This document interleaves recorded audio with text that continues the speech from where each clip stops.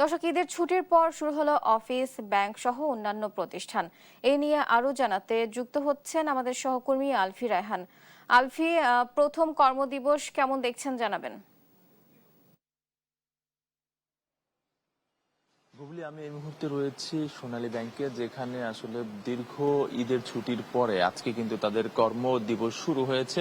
তো সেই জিনিসটি কিন্তু আমরা এখানে এসেই দেখতে পেয়েছি যে সকাল 9টা থেকেই তাদের অফিস খুলেছে এবং আস্তে আস্তে কিন্তু এখানে যারা কর্মকর্তা রয়েছে তারা কিন্তু আসতে শুরু করেছে। এছাড়া আমি যদি আপনাকে একটু দেখাই যে আমার পাশেই এখানে কিন্তু বেশ কয়েকজনকে দেখেছি আমরা, যে তারা তাদের যেই কার্যক্রম, টাকা তোলা, কেউ হচ্ছে টাকা জমা দেওয়া বা অন্যান্য যে কার্যক্রম রয়েছে, তারা কিন্তু সেই কাজ করার জন্য তারা এখানে এসেছেন এবং এসে বসে আছেন। কারণ ব্যাংকের কার্যক্রম কিন্তু শুরু হয় 10টা থেকে।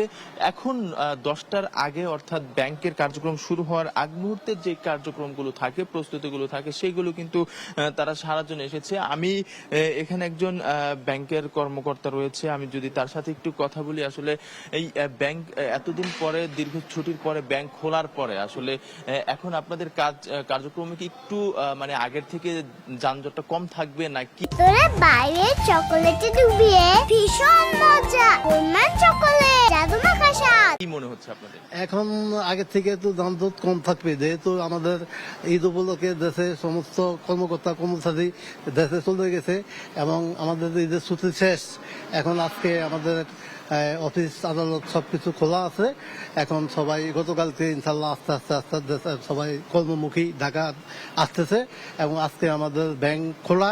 আমাদের কার্যক্রম সকাল 10টা থেকে বিকাল 5টা পর্যন্ত চলবে।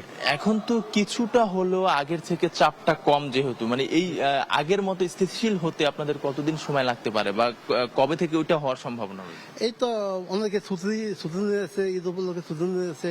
সব মিলিয়ে ব্যাংকের পুরোপুরি কার্যক্রম হয়তো 2-1 দিনের মধ্যেই শুরু হয়ে যাবে আর কি।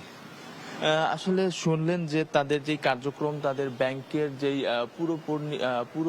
পূর্ণতা যেই কার্যক্রম শুরু হবে, সেটা হতে আরো 2-1 দিন সময় লাগতে পারে, এমনটি কিন্তু তারা আমাদেরকে জানিয়েছেন। এছাড়া এখন থেকেই আসলে যেই স্বাভাবিক যেই লেনদেন, সেটা কিন্তু আজকে থেকে চলবে তাদের। এবং আজকে অনেকেই হচ্ছে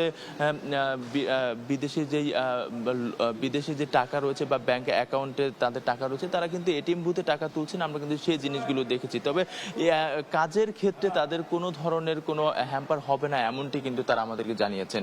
এই ছিল আমার কাছে রাজধানীতে কর্মব্যস্ততার নতুন কর্মযোগ্য নিয়ে আমার কাছে সর্বশেষ তথ্য।